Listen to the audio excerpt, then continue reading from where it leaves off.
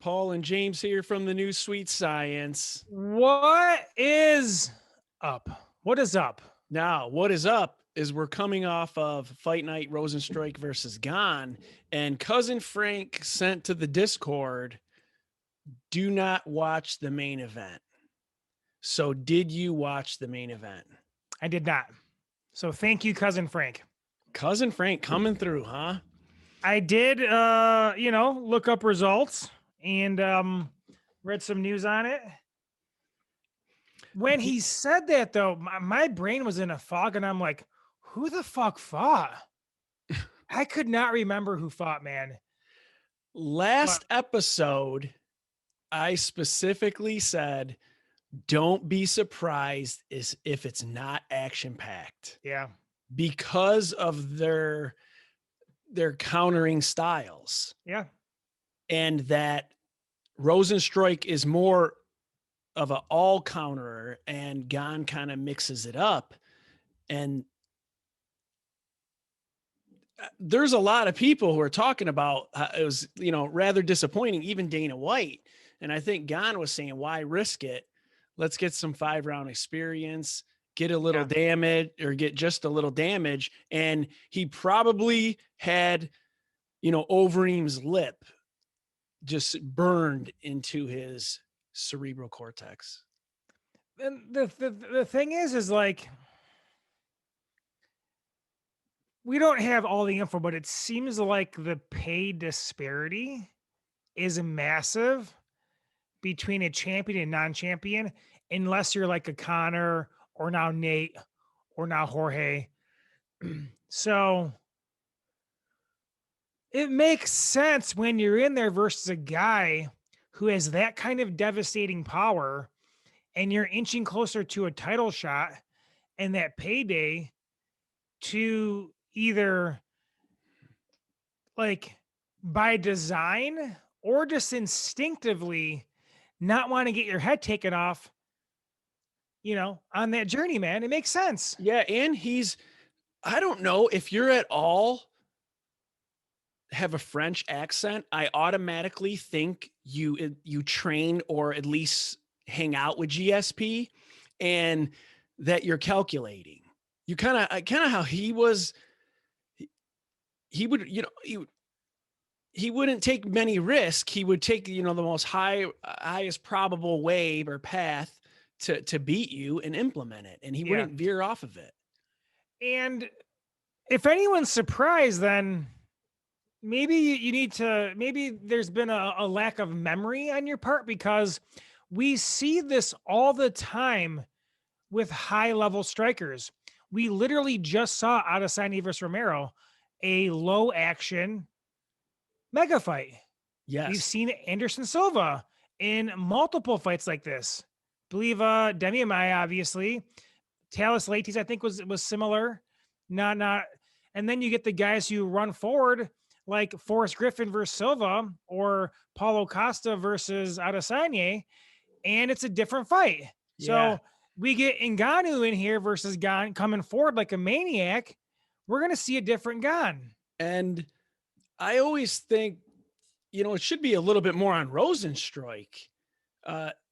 I always say, look at the other guy and see how they're reacting, because sometimes there's just things, little micro things that you can't see in there. And he was 49 of 111 versus Overeem. He was 109 of 229. He threw and landed less than half. And I think it's because the time he tried to counter, he got recountered. And they said, I'm good, dog. Yeah. Because you'll, if your usual techniques really in anything aren't working, and then you get smacked in the head for trying it, you'll be naturally conditioned to not do it. Were you smacked in the head as a kid? I don't think so. I mean, my dad was a small guy, so I started smacking him at a very young age. I did watch your mom whip the hell out of you with a wooden spoon, so you at least got hit once in a while. And if you recall, that spoon broke while she was hitting me. So you were flexed? Where did they hit you, in the trap or like a tricep? I used to have such intensity. Now look at me. Just like, oh, is it 9 yet? I'm tired. So, so now if your mom took a spoon and started hitting you, you'd curl up in a ball and say, please quit. She'd whoop my ass, man. She would whoop my ass. Plus, I feel like I owe her thousands of dollars just due to being the main source of her having cancer twice because I was a little asshole. And everything else that's anything negative in her life, I played some part in that. And anything positive, I played zero part. Oh, God, Jesus. Except for things I just naturally do, like, like how you naturally love your kids no matter what. Yeah. Well, All we right. do pay our phone bill now. Okay. So there is that. It's giving back. Gane, I'm obsessed with him. So give me 1 second. Right jab, fantastic. He complements this little parry. He has this unbelievable right teep. I almost think he's hiding it a little bit that fight, but he has this excellent job of implementing clinch and takedown. And it's like an additional evade tactic. So when you come at him, he comes at you and tries to take you down. So you can't just blast forward. Yeah. And I think he wrestled Jairzinho a decent amount in the first round. And I wonder if he was trying to sap his power. But Gane in the post-fight interview, I loved it because he there's a little language, lost in translation. And the guy's telling him what Dana White said. Like Dana wasn't very happy and this and that. And he's like, oh, well, that's good that it came from the boss. And then his translator explained it. And he's like, oh, man. He's like, oh, that's not good then. I just love this damn guy because he was so honest and I can understand how this wasn't entertaining. Yeah. Well, the JDS, remember the finish? He's like, oh, well, if it was then, like, all right, I got to revisit that. Like, with the behind the head strike. As they were showing the elbow, and he's like, oh, that was kind of.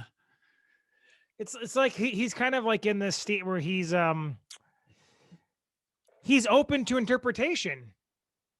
Like he's not going Skip Bayless and Shannon Sharp, and his take no matter what. He's like, give me new information, new evidence, and I'll think on it, and I'll make it an assessment based on this that. is why I'm swinging even harder off of his nuts, is because I think that correlates into the fighting.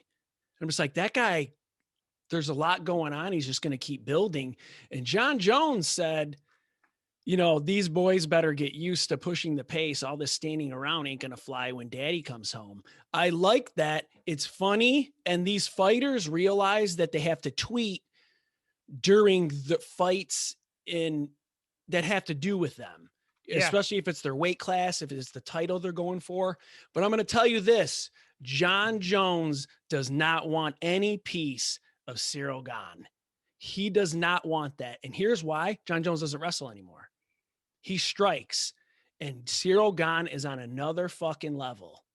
And I would just also say false. John Jones doesn't always push the pace. It's a false statement. And like I said, I realize he has to tweet that out and everything. And people compared, or Dana even said it, Francis Ngannou going in there and look at what Francis did and everything. Don't worry, Gane's going to be the one to dethrone Francis. So I guess that's going to come full circle. But I get it when you're in there, it's risk you take for excitement versus losing. And he didn't happen to take that risk. Sometimes you just got to get that win. But he fucking dominated him 5 rounds to nothing. Yeah. And Francis had a stinker too, man.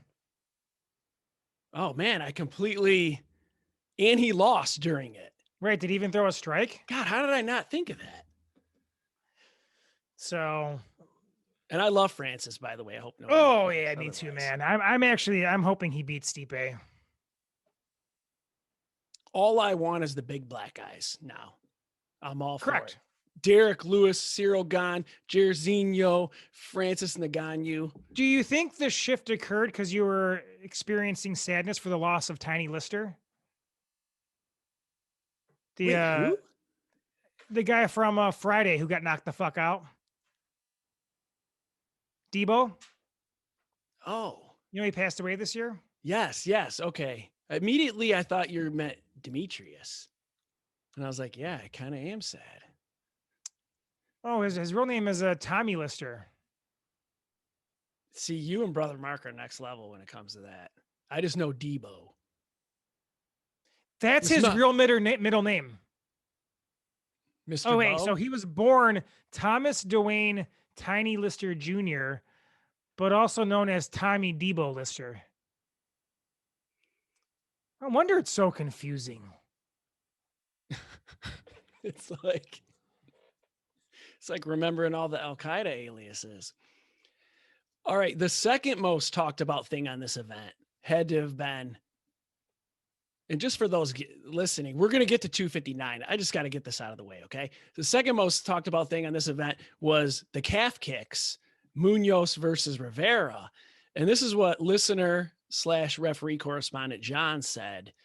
Big Paul must have felt so seen watching on Saturday night. I'm not kidding when I say he's the first person I thought about every time the calf kick combo started.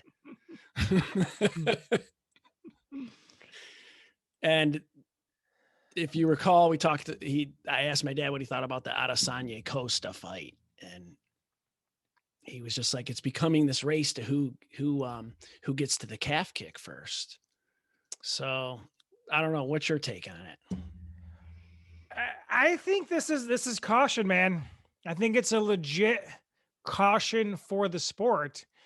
And I compare it to in basketball, NBA basketball specifically, like Steph Curry comes around, starts hitting threes from 40 feet away, and now all they do is shoot threes. And because it just makes sense analytically.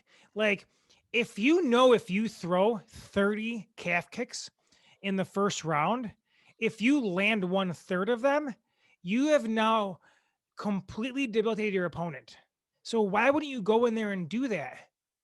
Why wouldn't you risk getting caught to take out the person's ability to, throw power, to move laterally, to even quickness in general, to plant on that foot? So I don't know. We'll see what happens, but they're becoming more prominent. And I it's a TV sport, man. UFC needs people to enjoy the sport on TV. That's why I support, breaking people up when clinches get too long.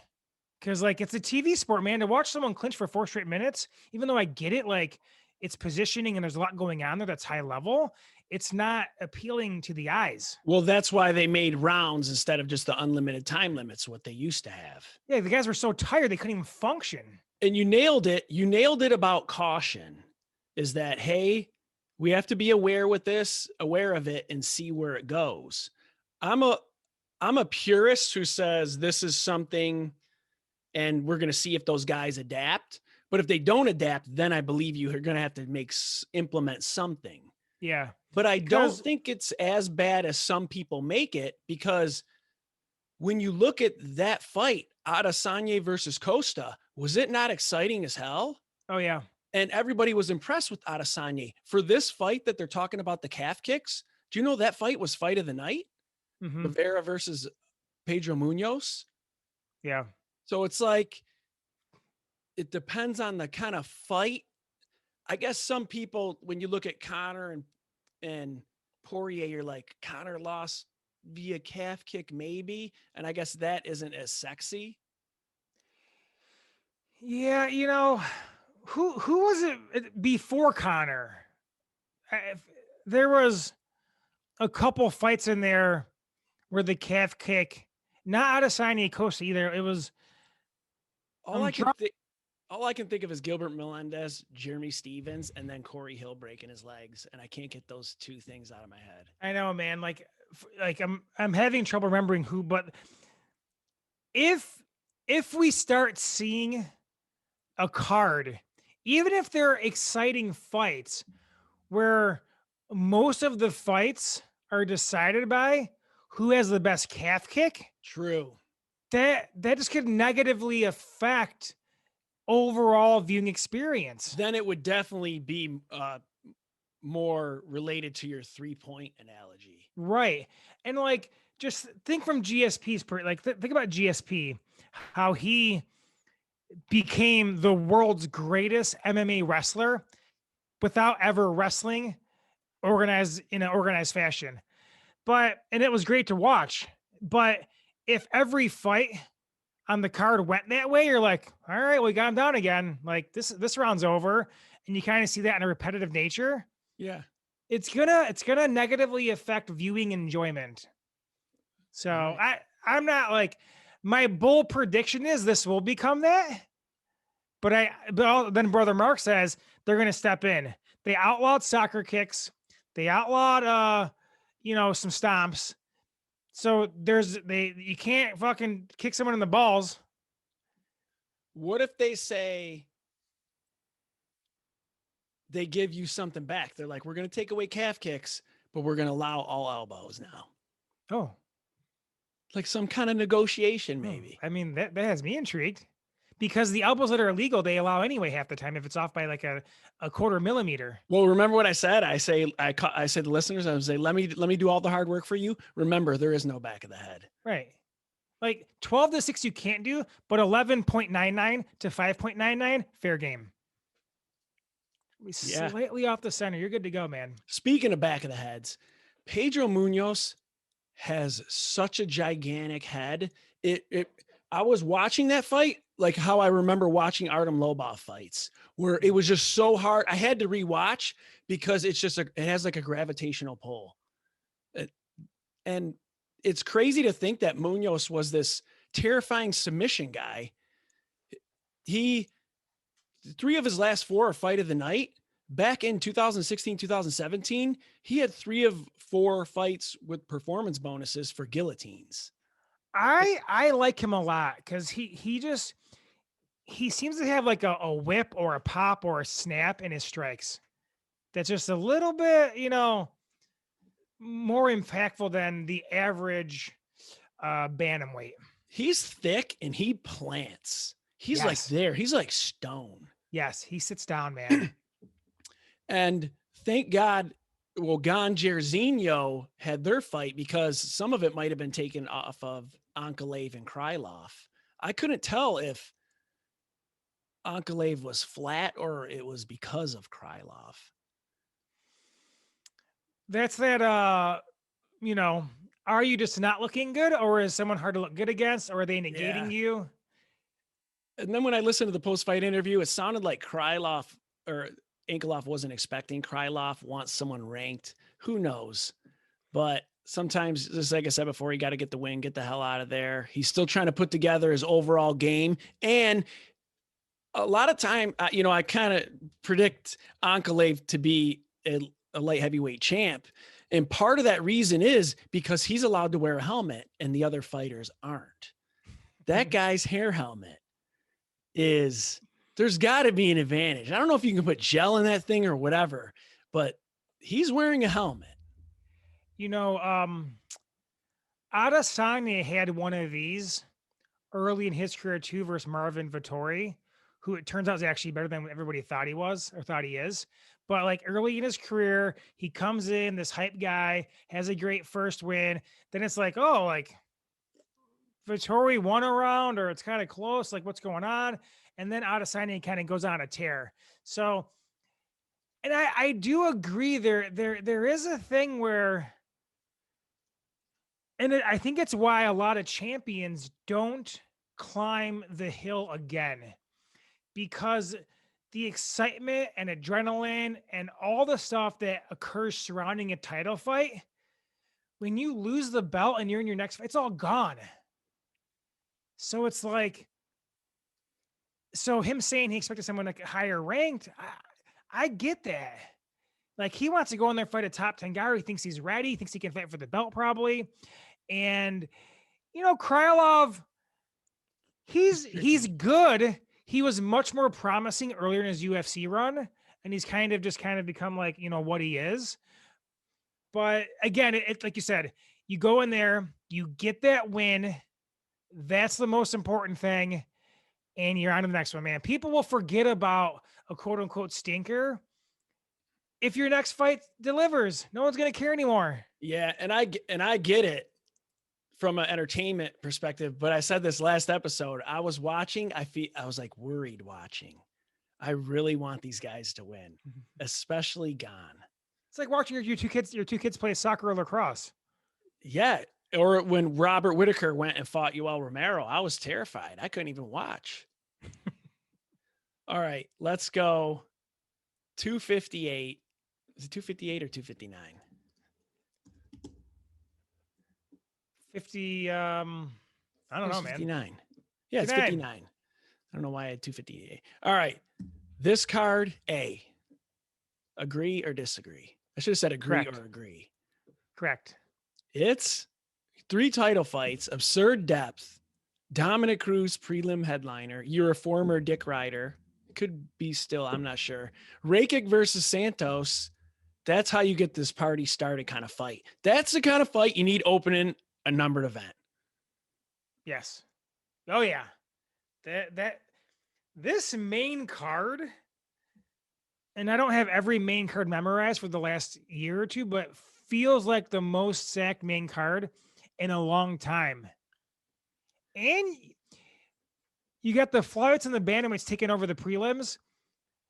Those are usually pretty entertaining fights. I didn't even notice that. And I feel like Askar Askarov is close. This is going to be title shot. The winner here. This could be a title eliminator right here, depending on how things work out. Totally agree. Are you worried about Cruz at all? It seems like he's in a good headspace, actually. And I heard a little bit of him talking.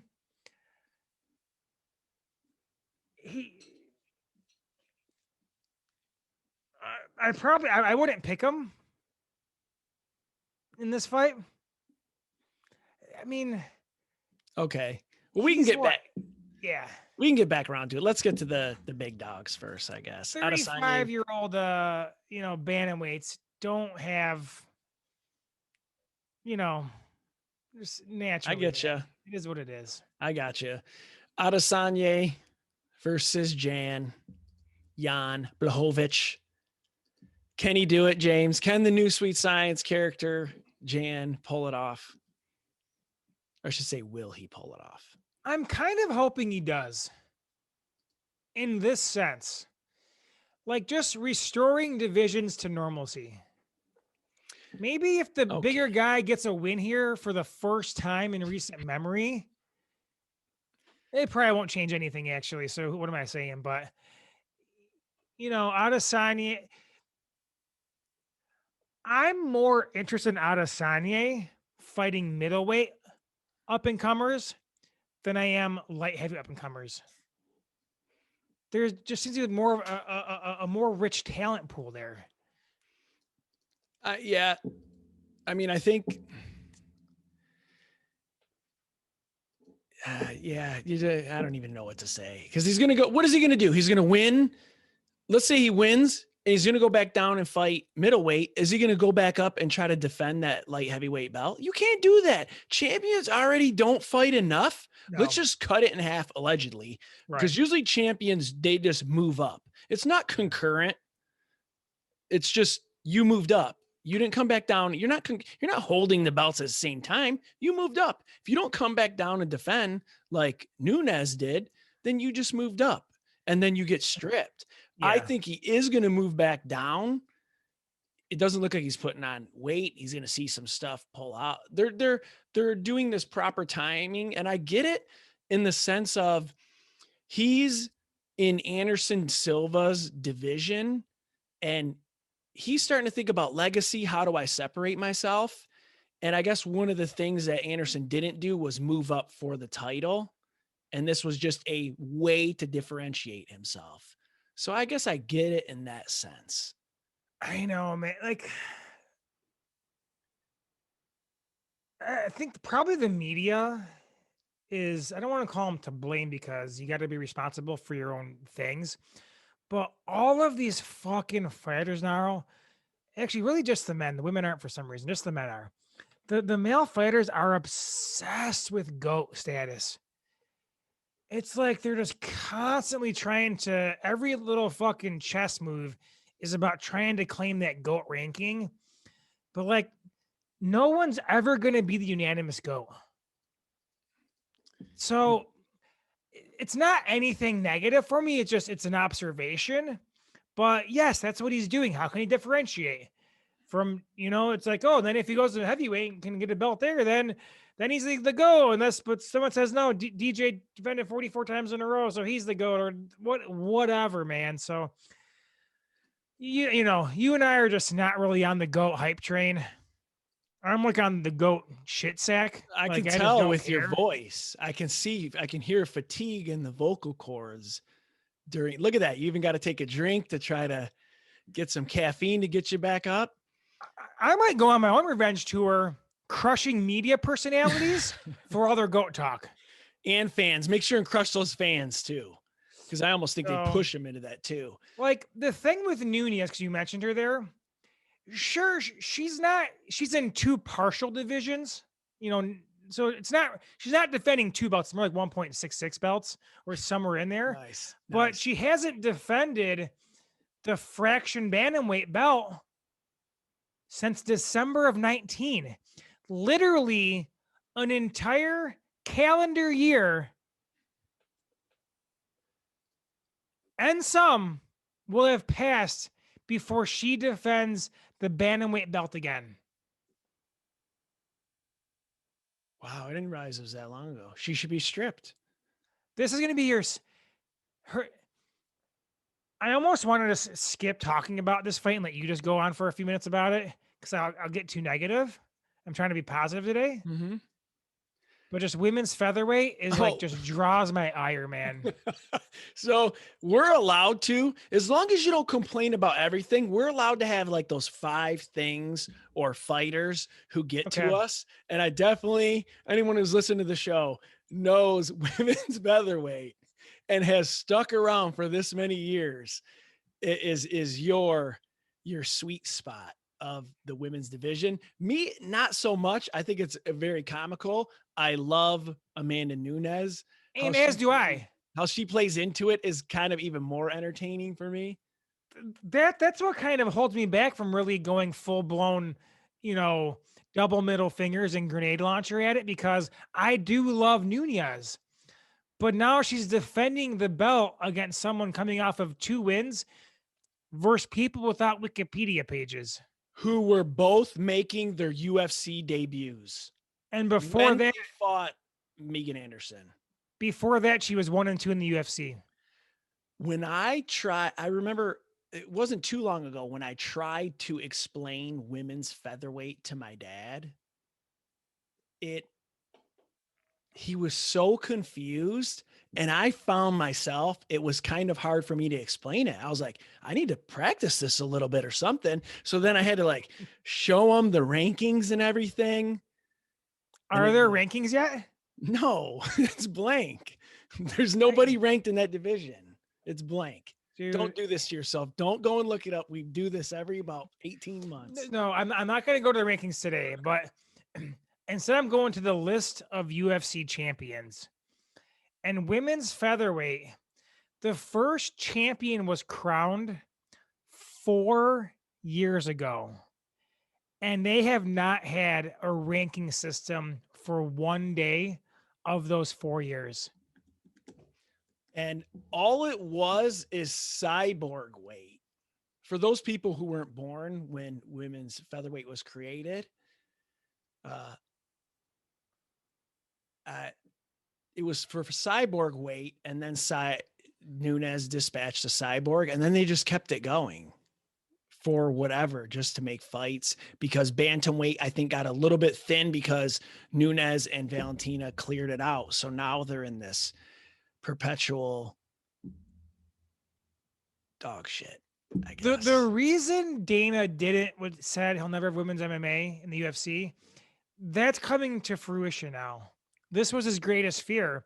And it's not a shot at women fighters. Like, they're really talented. It's more about the depth. Mm-hmm. There isn't enough of a tail of a growth and development for a long enough period of time to support a major promotion having, especially at the higher weight classes. Like women's featherweight is like that's a large that's like probably like, in the upper 90 something percentile of women, like their size. That's what I was gonna say. I know a lot of big girls. Why aren't there more big girls in there, for lack of a better term? Well, you know what? I'm just gonna bite my tongue. Okay, Man. okay, I'll save you here. I'm like, am I gonna regret what I say here? Like All the I said it in my head 2 or 3 times, and I'm like, well, you know what? it's Say like that when I'm buzzed or something, and I don't it's like the fucking care. Hangover when all the calculating Rain Man is looking at the cards. You had a better sweet stat with Nunes, because I didn't think of that. She hasn't defended the bantamweight belt since 2019, because I had sweet stat the last time Amanda Nunes lost was September 27th, 2014. Was that Zingano? Yes, before half of our listeners were even born. Okay. Nunes, what happens if Megan Anderson knocks her out?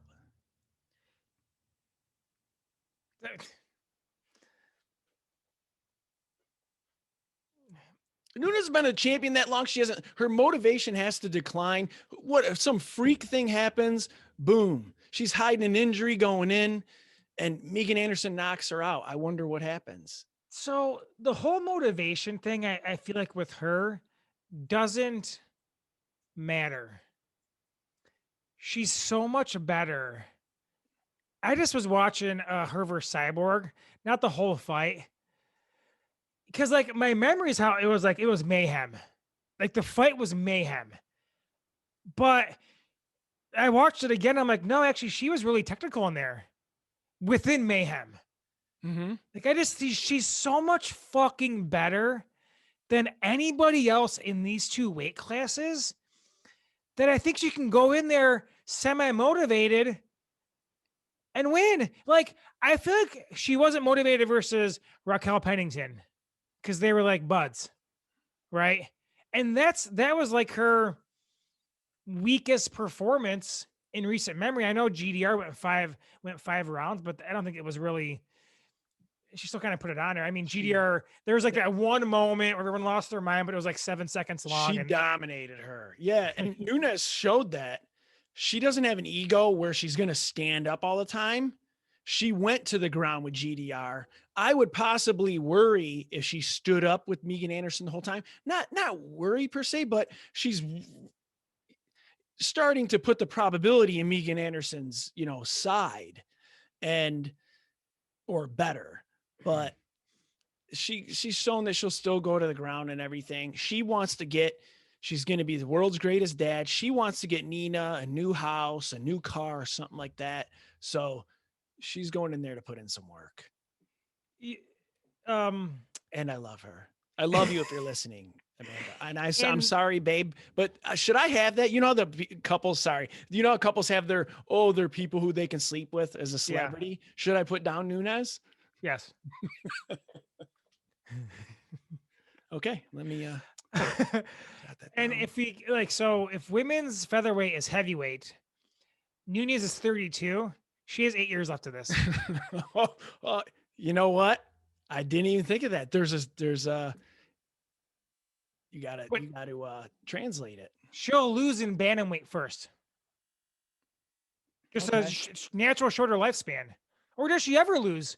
Like someone said this about Tom Brady recently. Because like, if you're not a football fan, bear with me. But dude's 43 and has like the same arm strength as he did 10 years ago. And someone's like, do you ever just wonder, like, is this ever going to stop? And I'm like, I thought of him like he said an injury would eventually take him out. Cause like his arm strength remains the same. Mm-hmm. Like he looks like the same fucking player. And I think like Nunes, she's getting better, I think. And she's getting smarter in there. And she's such a greater athlete that now that she adds that additional octagon intelligence, the fight smarts, the fight IQ with superior athleticism, I don't know, man. Does it ever end? I mean, it And it's always does, but when's it ever going to end? yeah, and it's changing over the times with all this stupid. You got to get people tough. You weed out the tough people to begin with, and then they're tough. You don't got to worry about it. And training protocols start to change, which I think increases the longevity of these athletes. That too. What's interesting too is like in men's MMA, there's always someone coming up or coming in who seems like a future dangerous contender. But does that person exist in women's bantamweight or featherweight? Yeah, I don't know. If Like who's the Cyril last Gane puts on a who's wig, I guess. yeah, who's the last Adesanya who shows up in the UFC and is like, if that person can do X, they're a future title challenger, potential champion. All I can think of is the newer ones like Zhang Weili. Yeah, I know, but lighter weight class. Yeah. It's like Felicia Spencer was like that girl at women's featherweight. What will happen? Oh, Miss Cutie. She's lost 2 out of 3. Mrs. Steal Your Boy. What will happen first? Brady retiring or women's featherweight retiring? Clearly, Dana loves Amanda as much as you do, And that's why it's still here. And I think he hates featherweight as much as you do. So he's keeping it because he loves her so much. And she bounces back and forth. She's the only person to ever bounce back and forth between divisions and get defenses. Yeah. Right? Yeah, I think she is. Yes. So Brady will retire first, is what you're Correct. saying. Okay. So hang on, let me circle back here for a second. This year, she did it in no, she didn't. So this year, because she's fighting in March, she'll have a chance to defend both belts in the same year. Which needs to happen if you're going to be concurrent champ. But I know this division, it would divisionless, like you said, 1.66. All right, let's go back to Adesanya, Jan, real quick. Look, just looking at some of the fights. Adesanya turned into a Nunes appreciation segment again. Which I didn't stop. I didn't slow it down or whatever, and I just hopped right on, man. I forgot these two were even fighting anymore. I'm like, oh shit, Jan and Adesanya. I forgot about them. You thought it was a headliner. Jan has he's got nice, like decent hand speed. He has a nice blitz, and he fights with his left foot forward, which is something I always pay attention to because I love leg kicks, and I almost said tits. I guess I love both, but you have kicks and love legs and tits.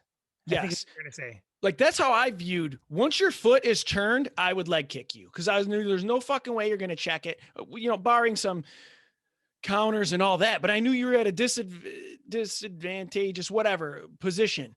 And when I start watching these guys, that foot turn, good luck with that. Jan naturally fights with that left foot forward, which will at least help him out. It won't be as prevalent.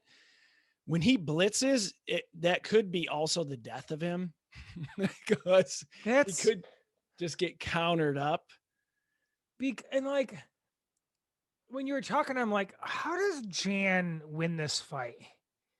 And like, heavy hands, whatever. But I'm like, but is he going to land during a blitz?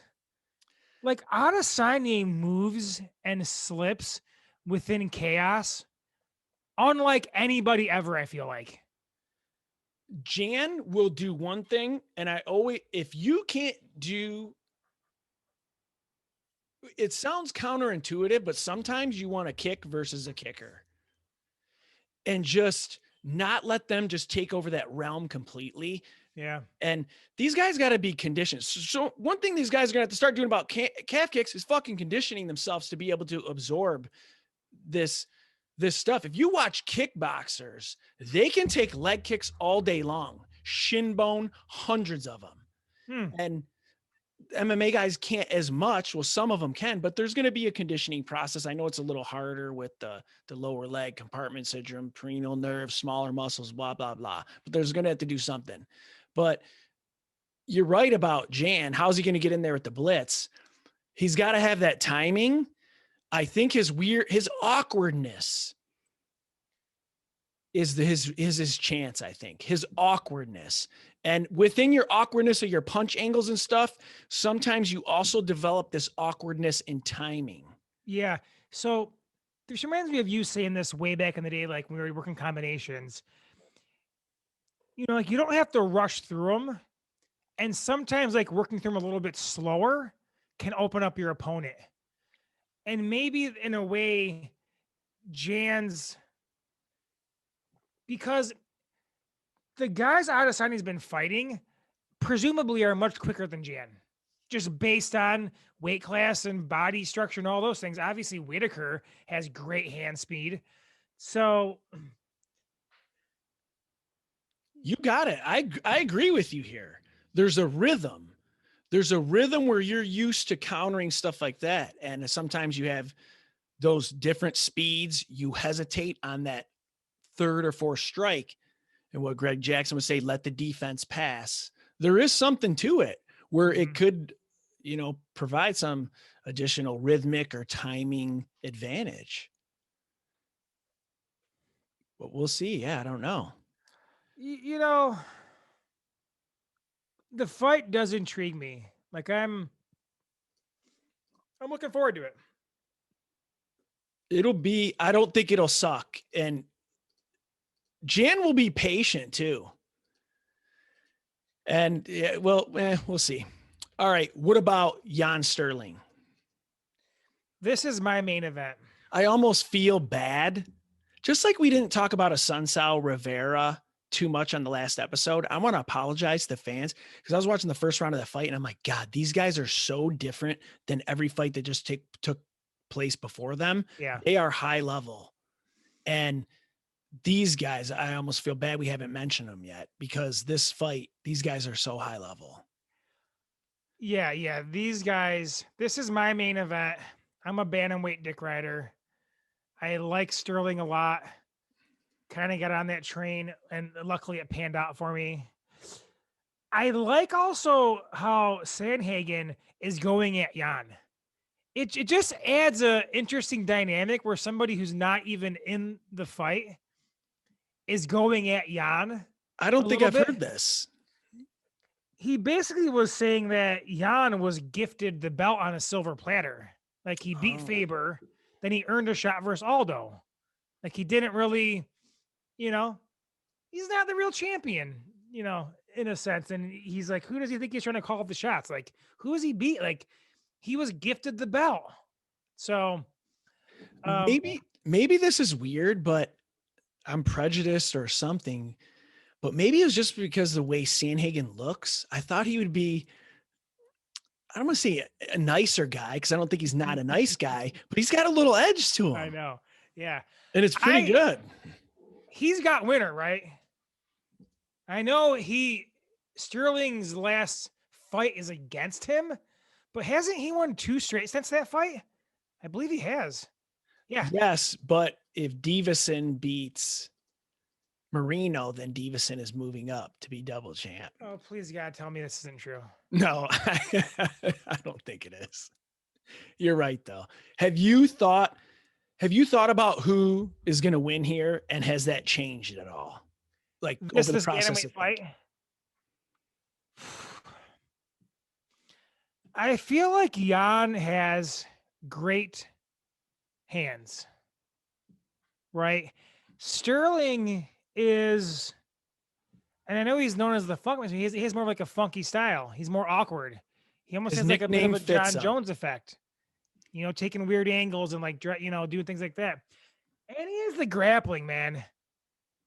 His grappling seems about as good as the division has to offer. So it feels like Sterling has more ways to win. And sometimes like a grappler can just completely neutralize the strike, like get into the ground. But I do think Jan's clearly high level. Whether like, yes, it's true. He beat those two guys to get the belt, but he's also badass.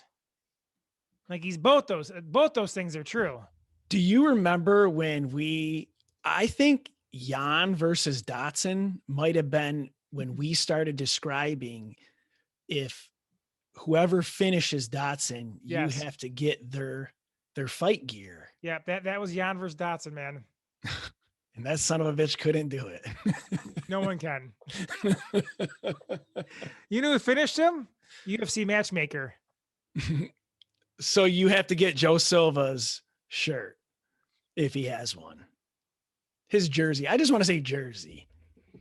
Fuck it, it's a jersey. There's a Joe Silva jersey. I will get it. I will get it.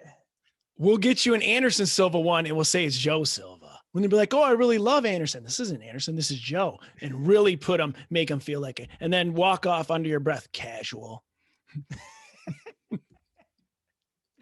If we went at casuals more, it'd probably make us more polarizing.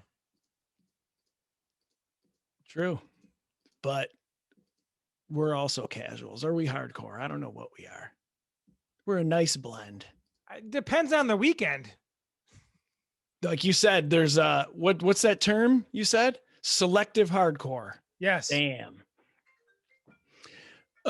For Sterling,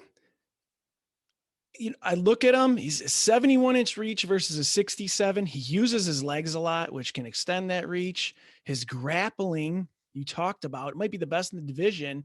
I know there's probably some grappler who has more decorated in some jiu-jitsu tournaments, whatever. But Jan has faced mostly strikers recently. Aldo, Faber, Rivera, Dotson. Jan goes for his own takedowns too. He's got quite a few in his fights. It's almost like I almost should say Jan. I got to say Jan here. Jan is his unorthodoxy, if that's even a word. Sterling has that also. I rewatched the Aldo Yan fight. Aldo was effective with some knees and was effective in other areas. And Yan will stand and cover and kind of take a little Overeem-esque. Yeah. But when it comes down to it, I look at how these guys react to Jan. I'm also going to say Jan. I'm going to say it different every single time. Peter. This card is designed to fuck with you, man. I'm not going to say Piotr, however the fuck you spell that. He's Pete. He's P. He's Peter. He's not Piotr. What? That's what I think that's what his real name is. Get rid of Helwani's pronunciations. That guy's barred from pronunciating. No, but I think the other guys started calling him that. Pronouncing. Too. But they look like they're running for their lives. He has this weird power differential where it doesn't look like he's throwing hard, but once the connection happens, it's crazy. I noticed it in rewatching the Rivera fight. 3 fighters have TKO'd Aldo, and that's Connor, Max, and Jan. I know Aldo's a little bit older now, but his quickness, he's quick. He's technically sound with good defense. He never seems to be out of position. And he was able to handle Aldo's kicks, which makes me think, okay, maybe he can handle some Aljamain's, but Aljamain, I know he mixes them up and everything. But I'm going to pick, this was the hardest one for me. I really, really thought about it and watched a little more than I needed to, but I'm sticking with Jan. So one reason I kind of feel like I'm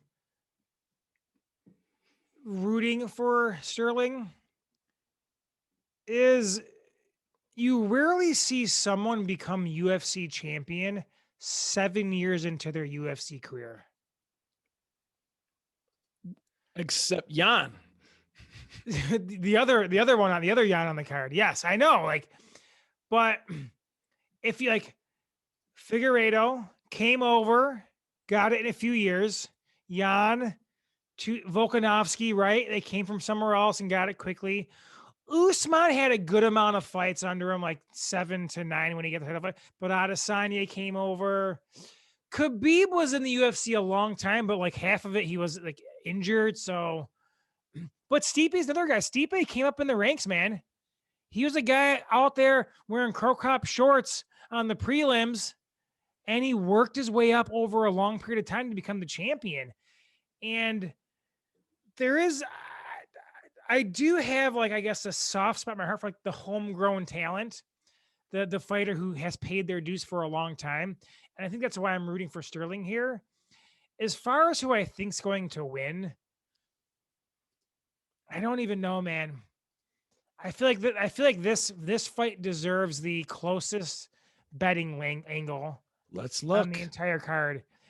It feels like Sterling, based on his resume, he has a win over Sandhagen and Munoz in his last 2 fights. Wow. It's showing pretty close to even. I was going to say it's close to a pick 'em, man. Or maybe I did say that. I don't know. Minus 110. Man, I would have thought Jan would be a tiny bit more favorite. I think Jan might be a decent. It's also, right, I guess they've both been off a while, man. Did Jan get COVID or something?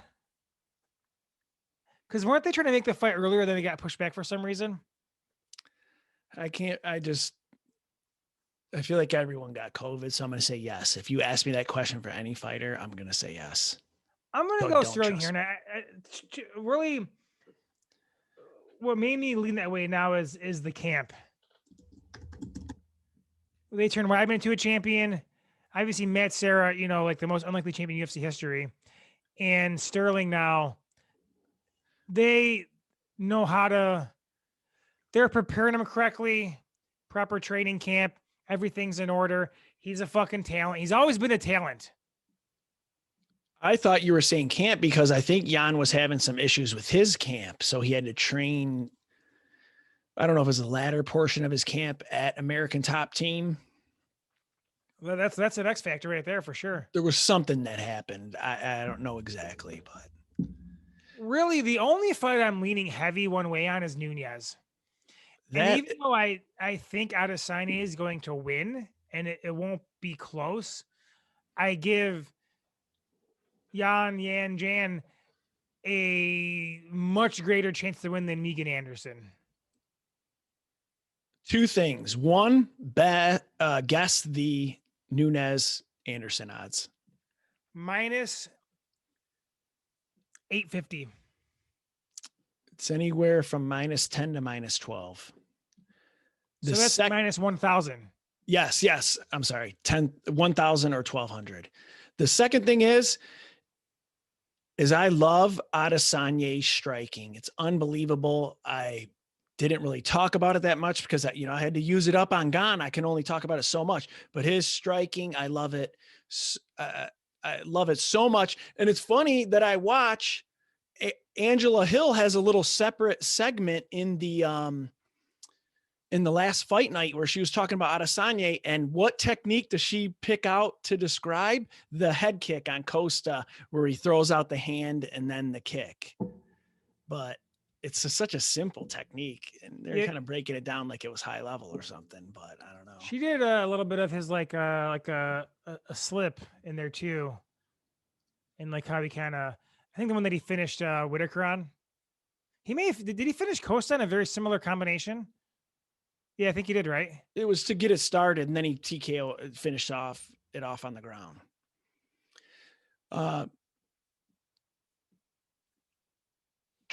Adesanya is a minus 230. Jan is a plus 190. I don't know how I feel about that. That seems kind of low to me, man.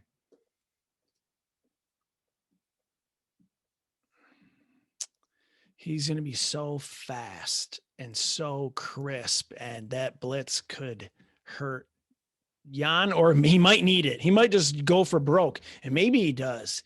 Jan does seem like he has a grittiness about him where he said, bitch, I used to be broke. I'll go broke again. So however you say that in Polish, I wish I could. He may have to, because I just, you really don't see him out pointing him, winning a decision. Jan's the guy who throws kicks, but doesn't throw kicks at anything. He's just throwing kicks up there, like fucking take this, whatever. If it hits your ball, it's gonna hurt a little bit more. Just kicking, just a kick. His head man too, like he looks built like a blocky fucking G.I. Joe figure, man. That head is a square. Last guy to knock him out is a former middleweight who came up. Mr. Thiago Santos, huh? That Thiago Santos, I think it was a second or third middle light heavyweight fight. What do you think of Santos versus Rakic?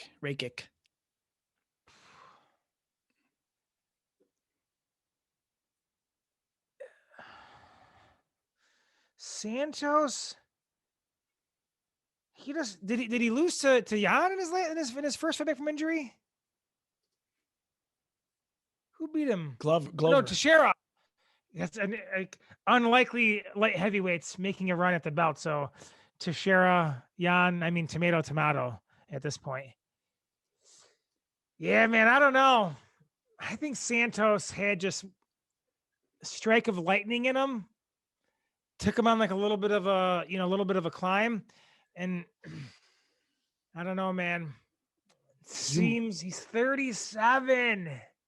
Young for heavyweight. Little up there for light heavyweight, man. Rakic's gonna have to deal with that at least that initial explosiveness.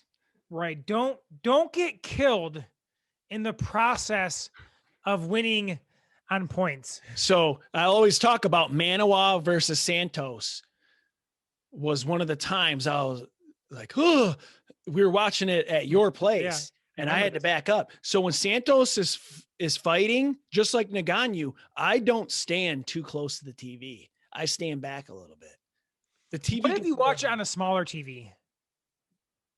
I should watch it on a smaller one. The same thing? Does it achieve the same benefit? I think I might watch it on my phone, Santos fight. Just flip it over there. Just for one on fight. Tripod and watch it. And then afterward, record me having sex and let a sex tape release out. Hopefully TMZ picks it up and this show blows up.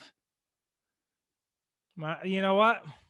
I support this decision, man. I support every bit of it. So I either fight Larry David, I let out a sex tape. We got these ideas and we're going to try to start implementing them, or get my ass kicked versus Larry David. I mean, and what about, look, you got Islam Khabib Jr. here versus your man Dober. Will you be cheering for Dober here? I know you like him and he has the squarest jaw ever. Who doesn't like a good jawline though?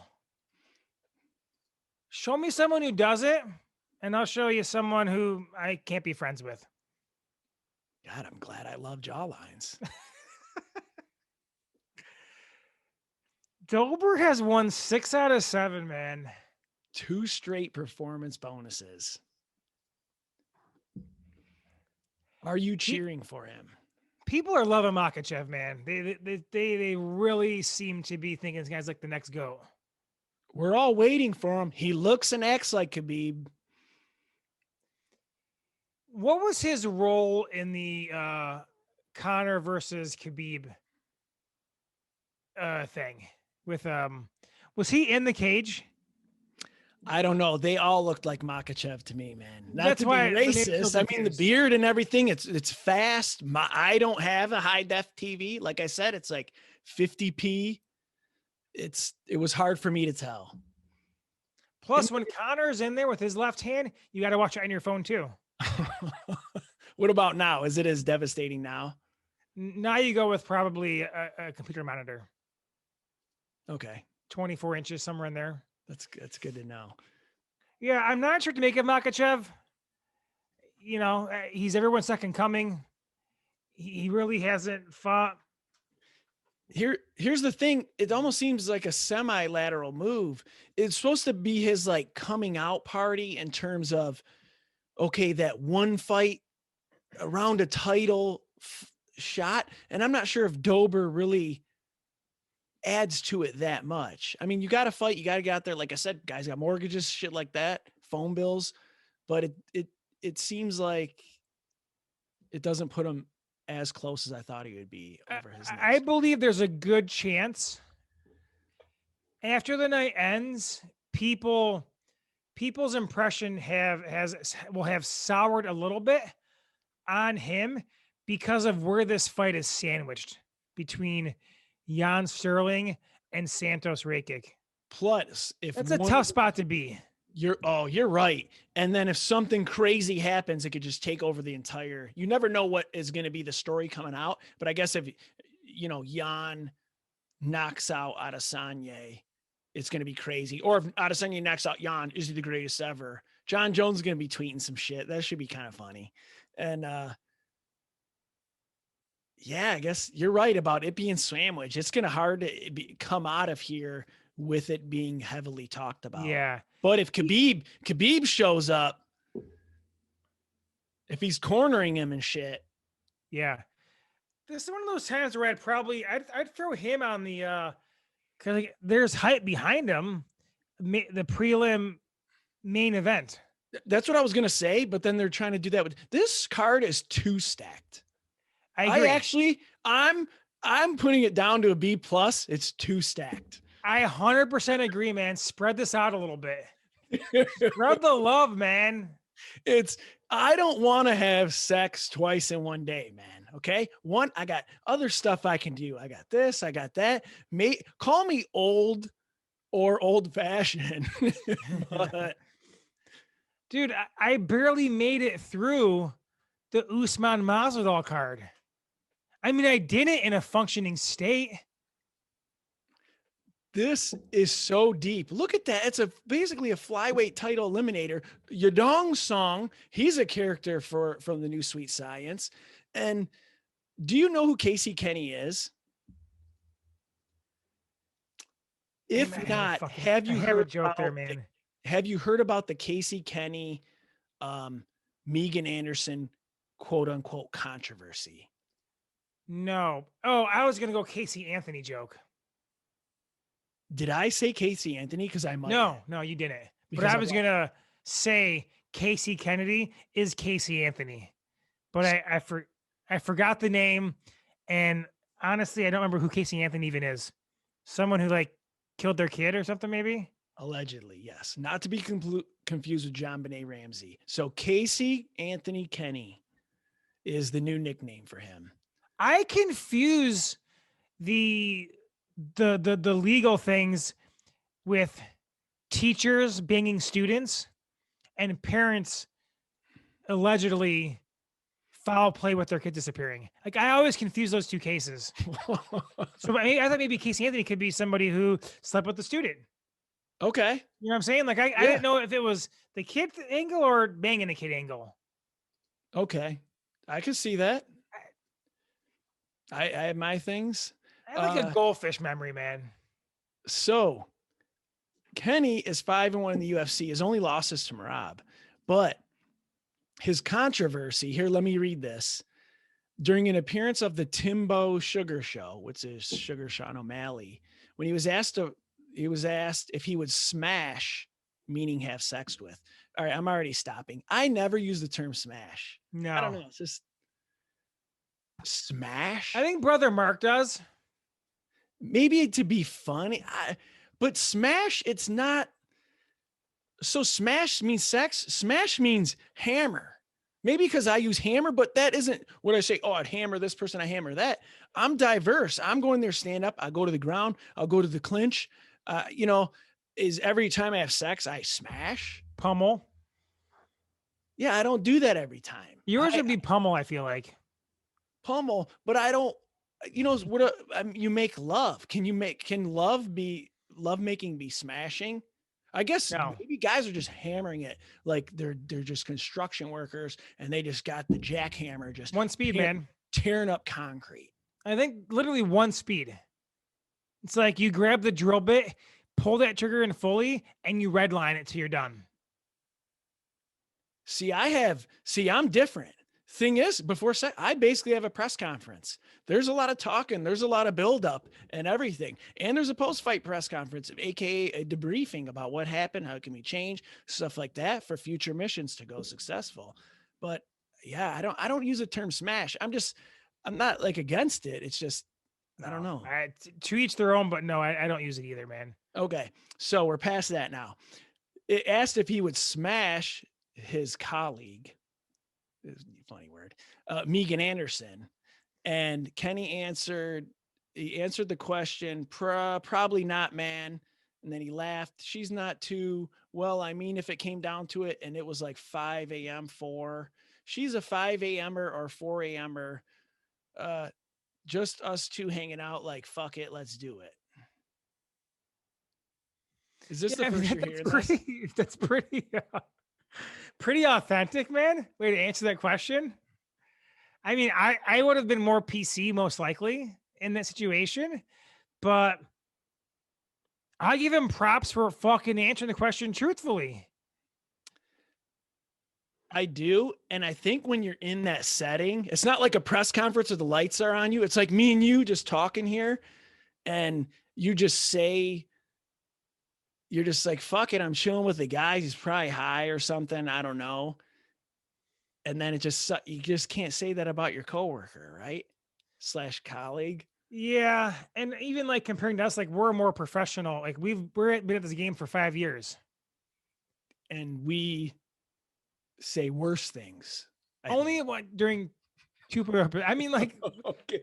we do, but we don't. Like, you know, that'd be like us blasting a character on the show who comes on the show sometimes. Yeah. And let me push back. I don't think she's a 5 a.m. or 4 a.m.er. I kind of think she's cute and I like her tats. Now Fuck it. But I'm just saying, I don't 5 a.m. or 4 a.m.er. She's too tall for me. She's 6 inches north of my threshold, and that's a large amount. Yes, but then would you throw her into the 4 a.m., 5 a.m.er? Well, I'm getting up around that time. So, and that's actually my prime moment. You in love life. morning sex. So I'd probably throw her like into the 2 or 3 p.m.er. Like I just had lunch and not feeling super energized where I want to like get a lot of effort going, but I'm also like a man still. I say fuck it, I'd marry her. She got the accent, long eyelashes, cool tats. Oh, how about these pics with the glasses going on? She kind of got a butt on her. I feel like I was a little bit more into her when I first saw her, but then just maybe like I'm not really a tat guy. I'm like I said, like I'm more of a W2 guy over tats. You're a W2 guy and I'm a WW2 guy. Like, can I see your credit score? Not your neck tat. Like, but like to each their own. I'm not judging. Everybody has their preferences. And then I'm like, have you ever heard of Dachau? What do you think of Kirk's? Okay. So, like people say TNA for tits and ass. I say TNA for taxes and assets. Like, I want to see your portfolio. What do you own? I want to see if you have any outstanding debt in there. Like, but to each their own, man. We all have our preferences, I agree. He did issue an apology to Anderson, whatever. It is what it is. I just saw that. Whatever. I don't know. Now the sleeper fight that I absolutely love because I love this guy. I don't love him, but I'm into him. Sean Brady. I've talked about him before. He's sandwiched all the way down in early prelims. Sean Brady versus Jake Matthews. Yeah, you're high on him. Any relation to Wayne Brady? I'm not sure, but Brady's 3-0 in the UFC. He's 13-0 overall. Whoa. He reminds me of Eddie Alvarez, just the way he stands and his build and everything. And I like this guy a lot. Mm-hmm. And he's facing a 14-fight UFC vet, Jake Matthews, 6-1 since his return to welterweight. I like Matthews too. And And I've been calling Sean Brady Tom Brady's son on the show for a couple years now. Just that's not true in case anybody believed me. There's no Sean Brady Tom Brady relationship. do we know that? Can I haven't come looked. back and defend Casey Anthony real quick for his comments? Yeah. So he is 5'7", and maybe that's where it stems from. Like I'm 6 foot tall, and my limit is 5'6". If you're 5'7", maybe your limit's 5'1".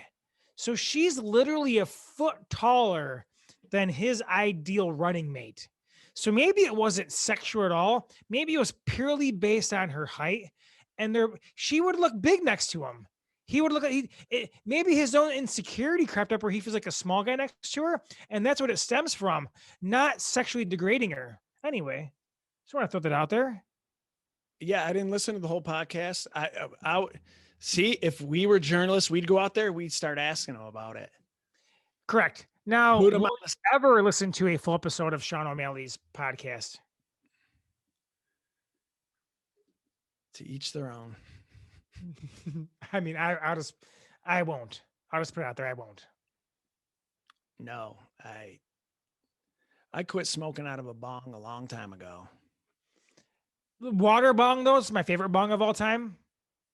But I never wore the mask that was popular back in the late 90s.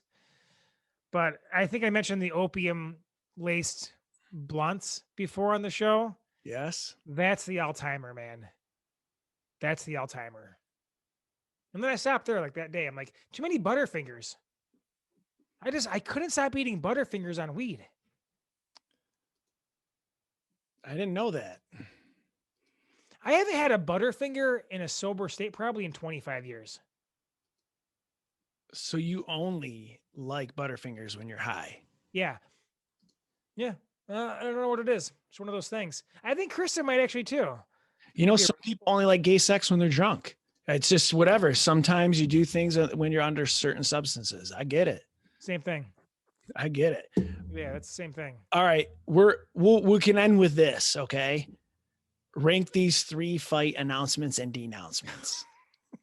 Okay. Number 1.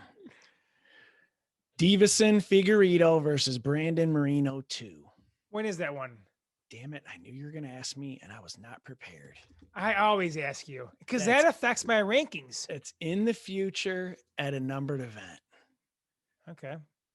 And UFC 263, June 12th. Okay. So 1 month before International Fight Week. Really? Usually it's around July. Oh, okay. Yes. I don't know if it's been announced or not yet. Number 2, Paulo Costa versus a bottle of wine. And number 3, Khamzat retires allegedly.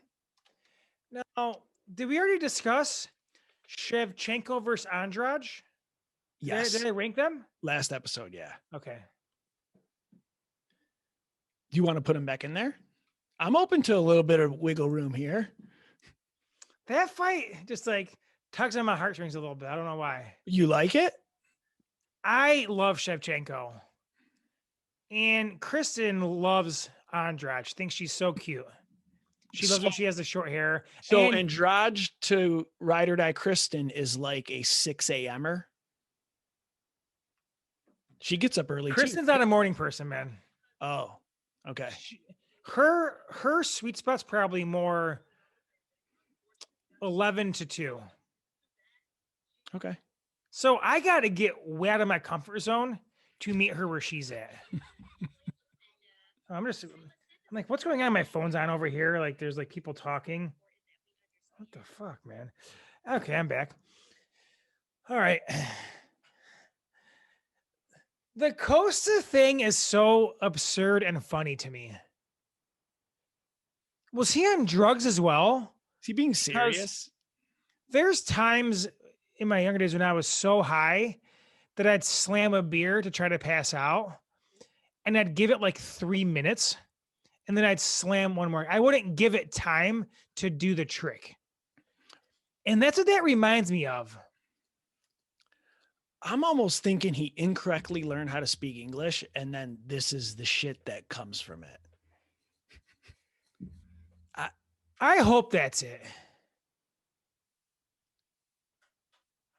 I don't, maybe he's struggling with like I'm waiting for John Jones to have his next event happen. I guess the COVID restrictions have opened up a little bit, so maybe there won't be as much of it. Maybe that's getting to him. You think Jones's vigilanteism though quench that? Because like you can't really break a habit.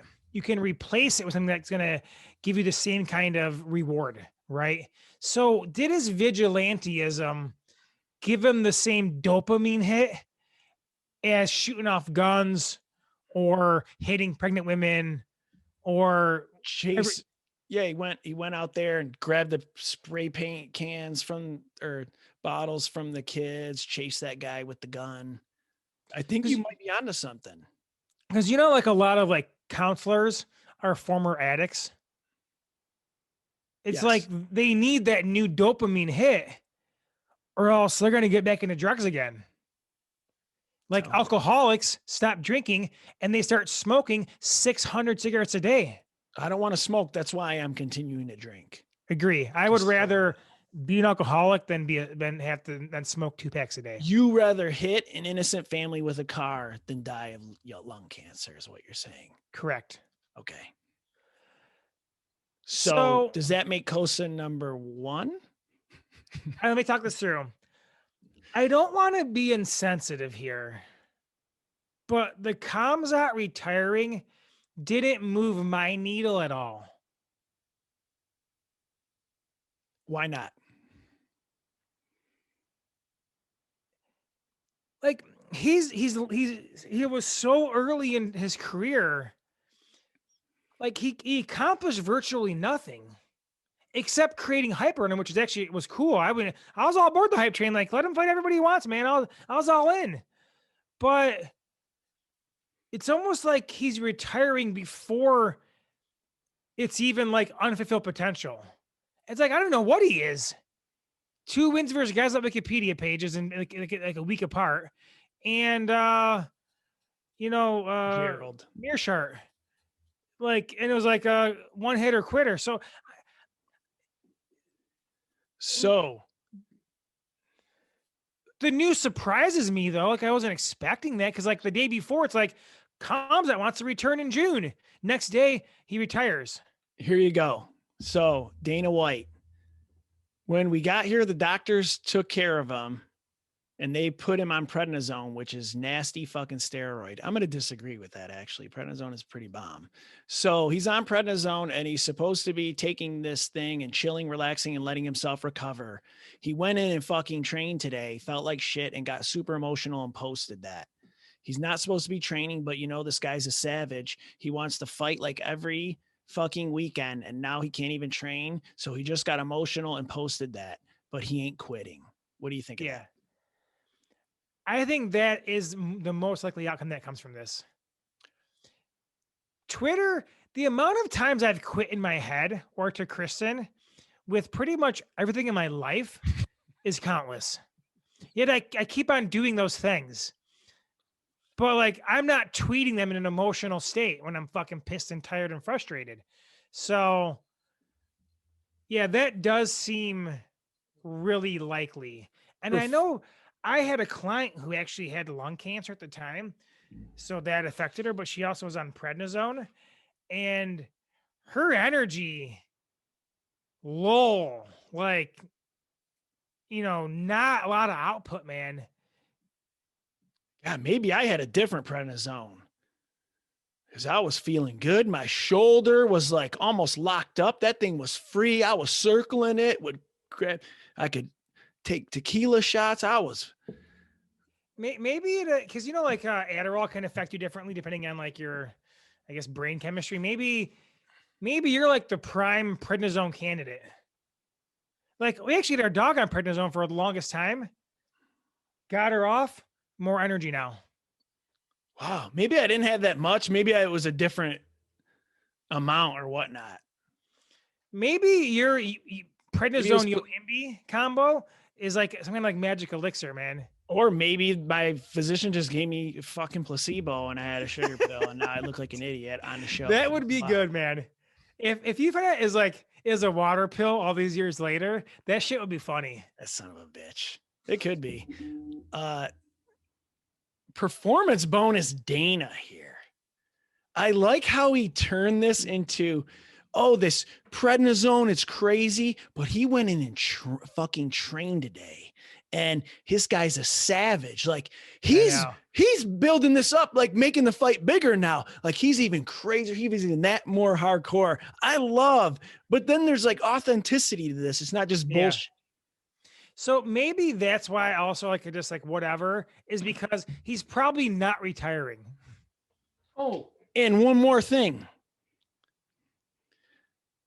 Per Kadyrov is the Chechnya leader. Some people call him a dictator.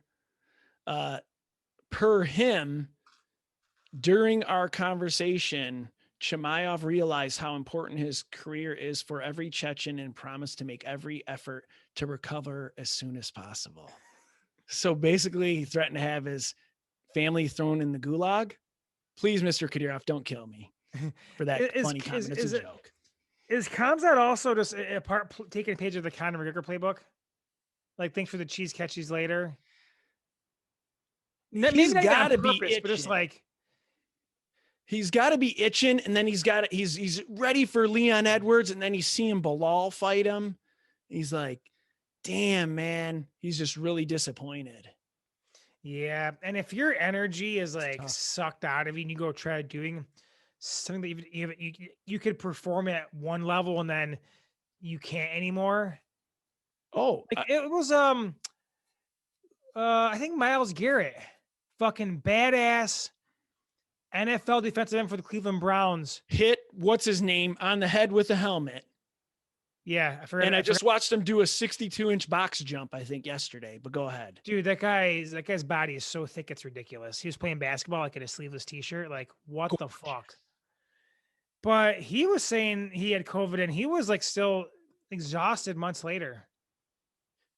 Yeah, I wonder if like high performance athletes feel the effects worse. Cause like I don't exist in my life performing at my physical peak on a daily or weekly basis. I work out and I do things and I move and shit, but I'm not like, you know. Did you hear that? Is that the fucking New York Stock Exchange bell? Yeah. Yeah, it just closed. Dude. Forgot I had that app open.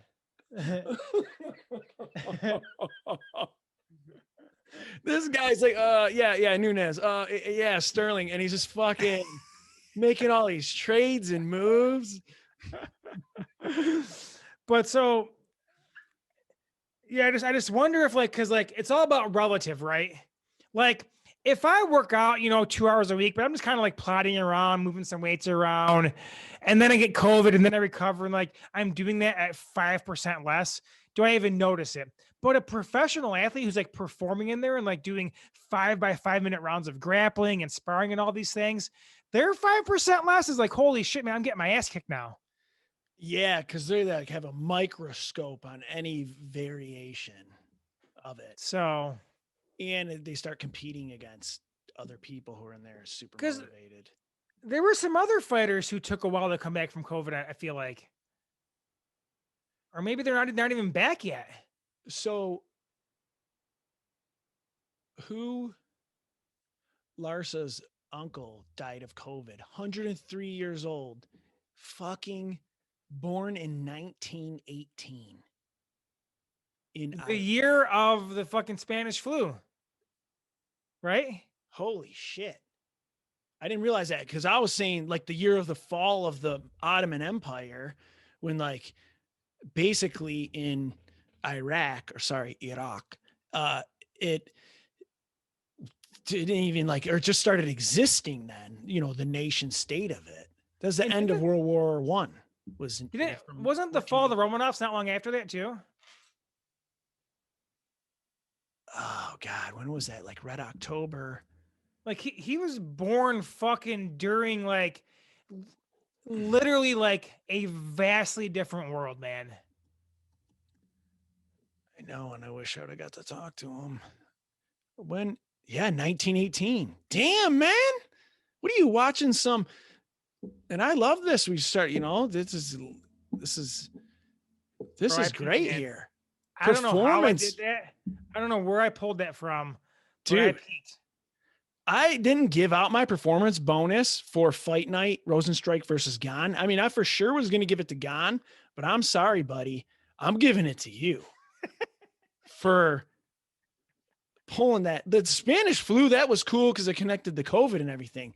But you drop a Romanov dynasty bomb, knowing the exact year and everything, the fucking Russian historian right here. Dude, I don't know how I did that, man. Dang, that was impressive.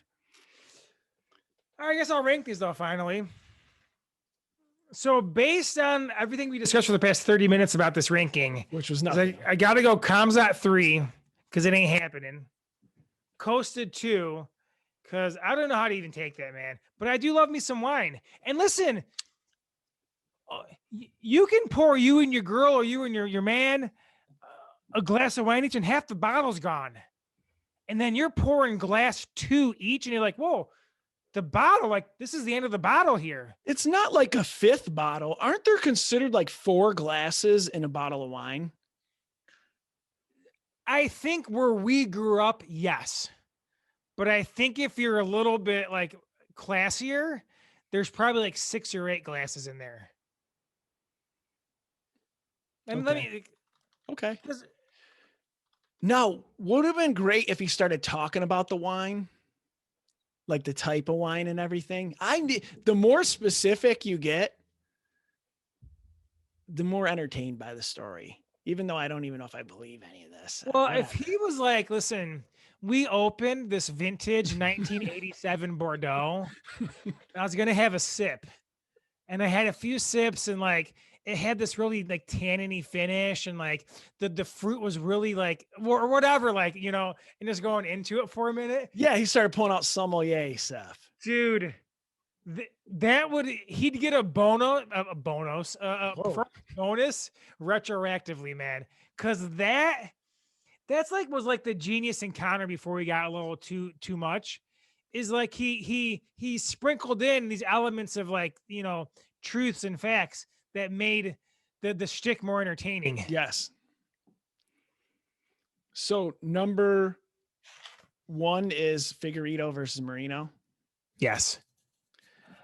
And we usually don't like immediate rematches, especially when the champion, defended his belt. He didn't beat him, but he defended it. But considering the fight, the rest of the division, I think I'm okay with this, man. Like the division, Brandon Royval had surgery, he's recovering. He just lost Marino. Who just lost to Marino.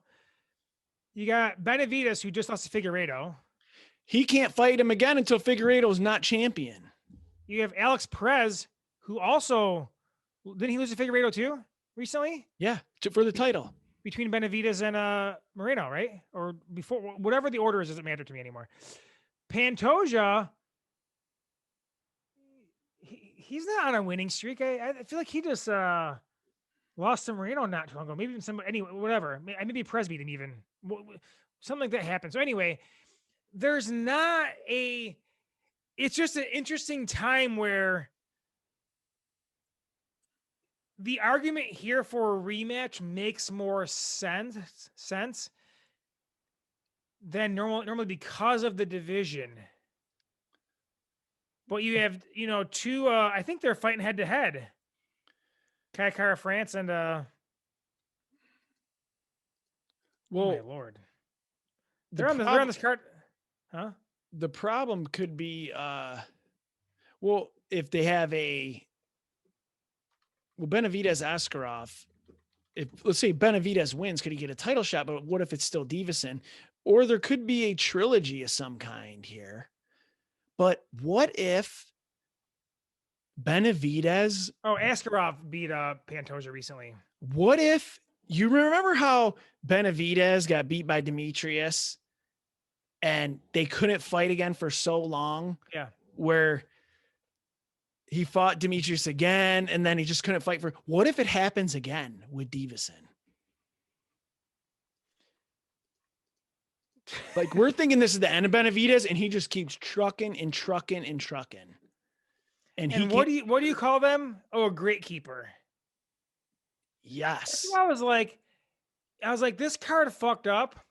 Should have had Dominic Cruz fight Benavidez. Just throw a Bellator fight right in the middle of the card. Two old timers, kind of legends of the game. Cruz might be looking for another title run here, huh? What if Dominic Cruz gets the belt back? Would that be amazing? All that needs to happen is a pullout and he fills in. But is he that style of guy? I'm not sure. He's more calculated, needs the camp to break you down, but his opportunity could arise. All you got to do is kind of be high up or have a name, and you might get an opportunity based on a pullout and it just devastating a card. Dominic Cruz has a greater chance to win the belt than Megan Anderson does. And she's fighting for it this weekend. Wrap your head around that. Dude, I can end it on that. Let's get the fuck out of here.